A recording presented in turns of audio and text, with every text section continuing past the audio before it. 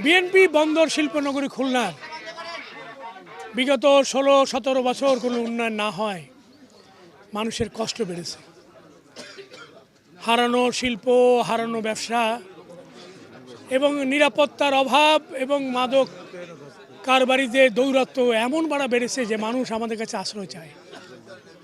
যেখানে সেখানে মানুষ বলেছে যে আমরা নিরাপদ পরিবেশ চাই, ব্যবসা বান্ধব পরিবেশ চাই, এবং সেই পরিবেশ রচনায় আমরা কথা দিয়েছি যে আমরা নির্বাচিত হলে মানুষের এই কাজগুলি আমরা সর্বাগ্রে করব।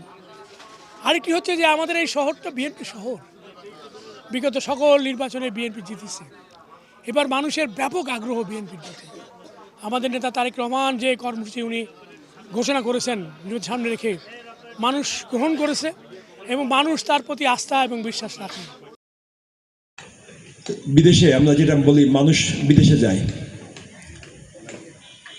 যেটা আরো স্বাভাবিকভাবে বলতে গেলে লেবার পাঠাই আমরা। লেবার, এই যে লেবার আমরা পাঠাই, আনস্কিল লেবার যেটা বলে, এত পরিশ্রম করার পরও তারা কিন্তু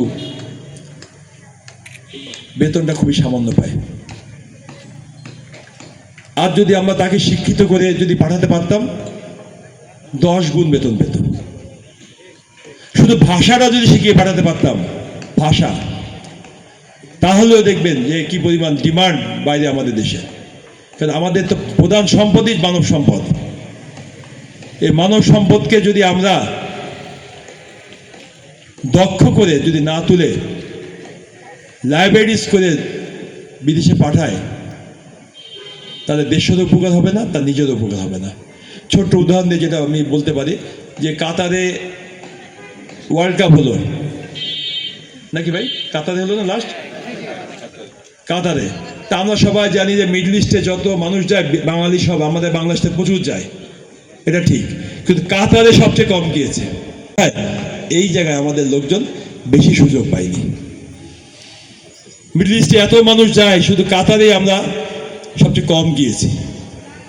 ইন্ডিয়ানরা গিয়েছে, নেপালিরা গিয়েছে, আমরা যেতে পারিনি, কারণ আমাদের ওই ভাষার প্রবলেমটা রয়ে গিয়েছে। তো এইগুলো আমি কথাগুলো বললাম, এইগুলো হচ্ছে উদাহরণ হিসেবে বললাম। তো আমরা আগামী দিনে আমাদের যেহেতু এই অঞ্চলের ছেলেমেয়েরা বসা, আর স্পেসিফিক বলতে হয় যে আমাদের খালিশপুর, দৌলতপুর, খাজনা আলী সব আমাদের সব মেধাবী ছাত্রছাত্রী এখানে এসেছেন। তাদের আগামী দিনে ভবিষ্যৎ কি হবে এরা জানতে এসেছেন। কার কাছে? যাকে তারা ভোট দিয়ে নির্বাচিত করতে চায়। স্বপ্নের মতো প্ল্যান। আমার স্বপ্নটা ঠিক সমুদ্র, সুন্দরবনের একদম স্টার্টিং পয়েন্ট থেকে যশোর সীমান্ত পর্যন্ত আপনার স্বপ্নের পরিধি। এই অঞ্চলকে নিয়ে আমি স্বপ্ন দেখছি, স্বপ্ন দেখতে ভালোবাসি।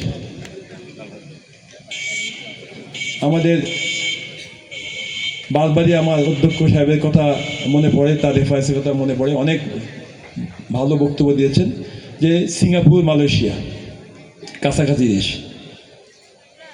এর বাইরেও যখন আমি কোথাও যাই, কোনো দেশে যখন যাই, যেখানেই যাই, তখনই ওইখানে নদী দেখি, আমার নদীর সাথে তুলনা করতে ইচ্ছে করে। শহর যখন দেখি, আমার খুলনাকে আমি তুলনা করি স্বপ্নের মধ্যে। কিংবা কোনো শহরে যাচ্ছি, চিন্তা করি যে এখানকার রাস্তাগুলো এমন, আমার দেশের রাস্তাগুলো কেমন। কোনো ইন্ডাস্ট্রিতে যখন যাই, চিন্তা করি আমাদের দেশে সম্ভব কিনা। এটা যখন চিন্তা করতে করতে যখন এক পর্যায়ে আসি, আমি দেখি যে আসলে সম্ভব, একেবারেই সম্ভব। আমাদের দেশটাকে সিঙ্গাপুর কিংবা মালয়েশিয়া বানানো অসম্ভব বলে কিছু নেই। শুধু লক্ষ্য স্থির করতে হবে, সুনির্দিষ্ট কর্ম পরিকল্পনা এবং সততা এবং আন্তরিকতা।